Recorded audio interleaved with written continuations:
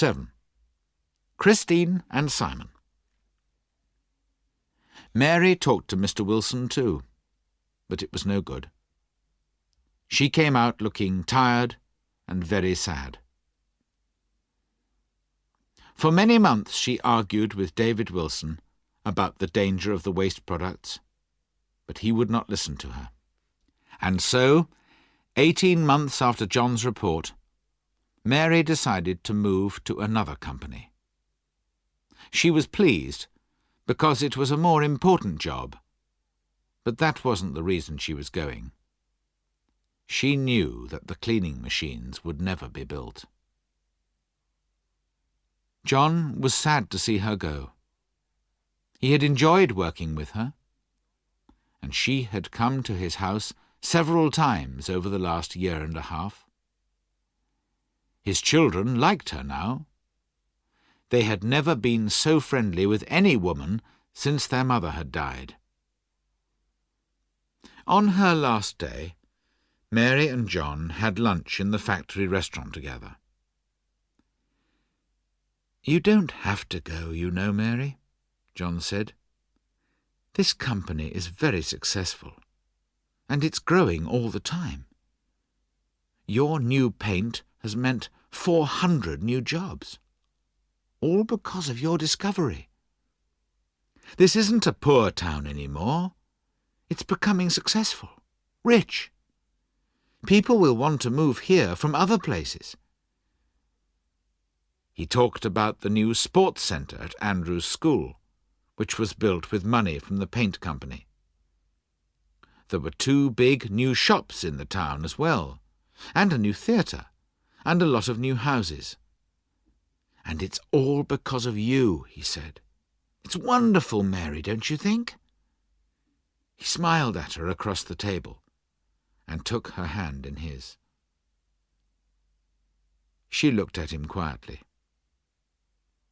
He had changed a lot since he had first started working at the factory. For the first 6 months after he had got the job, he had been really happy and lively. She had always known where he was in the factory because he was always laughing or singing to himself. But for the last 18 months, he had been much quieter. He was always busy, but he didn't sing or laugh, and he didn't often look Mary in the eyes. And when he was alone, he looked tired and sad. She took her hand away from his, gently. "You know why I'm going, John," she said. "I know what's going into the river, and I don't like to think about it. You should leave too, and get a job in another company." "I'm too old." John stared at her angrily. "It isn't easy for me to get a new job. And Mary, the company has been making the paint for more than 2 years now, and no one's been hurt, have they?" Mary didn't answer for a moment. Then she said, "Only you." "What do you mean, only me?" She looked at him sadly. His head was bald now. He was beginning to look like an old man. Once she had wanted to marry him. Now she was pleased that he hadn't asked her. "Oh, I just meant your leg, of course." John still had a painful red place on his leg, and sometimes he walked badly because of it. But that wasn't what Mary meant. John smiled. "My leg's nearly better. I'd almost forgotten about it. But Mary, before you go, I wonder if you could help me. It's a family matter." "I see. Well, how can I help? I don't know your children very well, you know." "No, of course not. But you're a woman and, well, it's sometimes difficult for me. as a father on my own. Christine's a young woman now, and she hasn't got a mother to discuss things with. I don't always know what to say." "No." Mary looked at him sadly. She often wondered why he didn't ask her to his house more often. She liked him and his children, and she thought he liked her. "How old is Christine now?" 18, and she wants to get married." "Already? She's rather young, isn't she?" John looked unhappy. "Well, that's what I say. But she gets so angry with me, Mary, really angry." "Who's the young man?" "He's called Simon MacDonald. He's a journalist. He works for the local newspaper. He's a nice young man, I suppose. But every time I speak to him, we argue. And then Christine always agrees with him, and I get angry with her too. I don't want to, Mary, but I do. I feel I'm losing her, you see." "What do you argue about?" "Oh, I don't know. Stupid things, really. He belongs to one of these environmental groups. Green World, I think. And he's always talking about it. He thinks only young people are right, and everyone over 25 is always wrong." Mary looked at John thoughtfully. "Well, what do you want me to do, John? I'm not a mother, and I've never been married." "No, but you could talk to Christine, perhaps. If you came to our house for Sunday lunch." So Mary went to John's house. Simon was there too. They had a meal and talked about horses and sailing. Everyone was polite, and there were no arguments. Later, Mary went with Christine to look at her horse, and Simon stayed with John. In the field, Mary began to talk about Simon. "He's a fine young man, Christine. He's very clever and kind. He makes me think of your father." "My father? He's nothing like my father. And Dad hates him." "I'm sure he doesn't." "He does. He says he's too old for me, and I mustn't see him. He thinks I'm still a little girl, Mary. But I'm 18. I want to get married. Tell me more about Simon." And so, for a long time, Mary stood in the quiet, lonely field.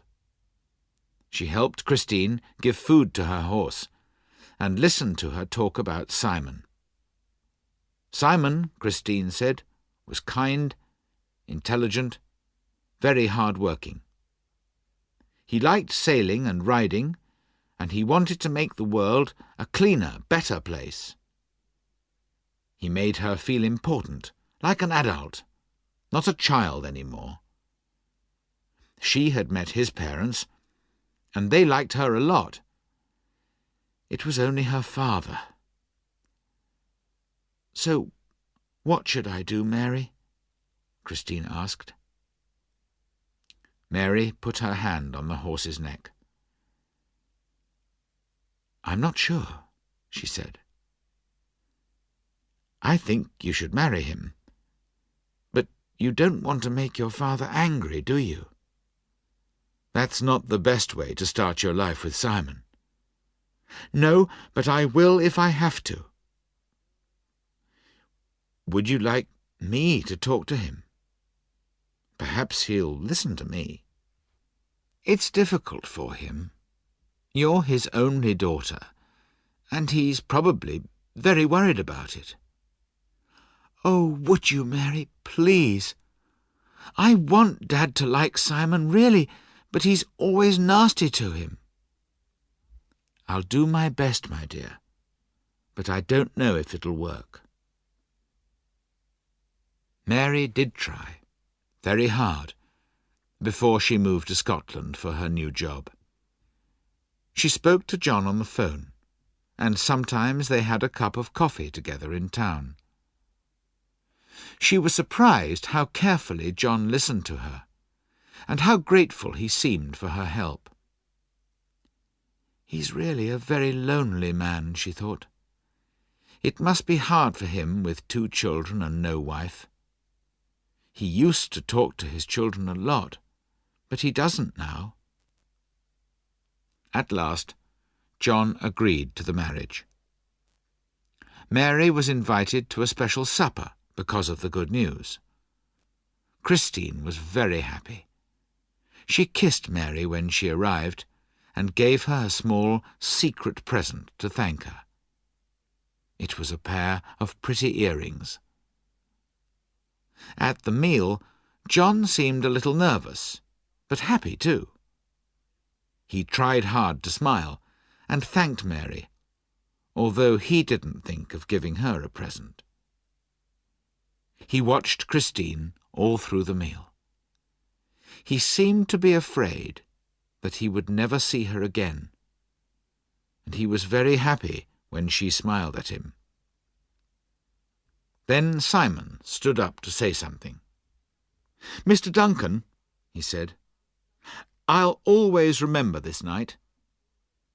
I know how much you love your daughter, and believe me, sir, I love her too.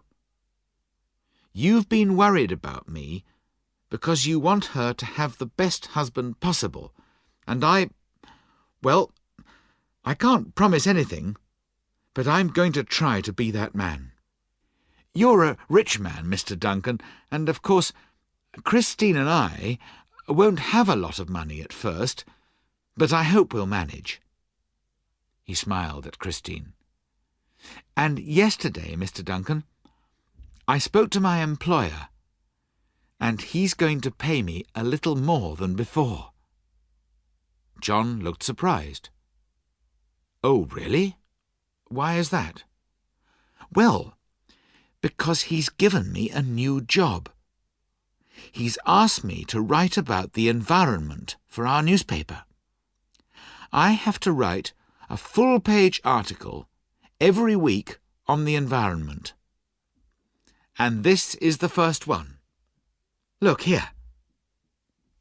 He pulled a page of newspaper out of his pocket and held it up in front of them. There were pictures of water, sandbanks, and some seals. The headline read, "Seals at river mouth have strange disease.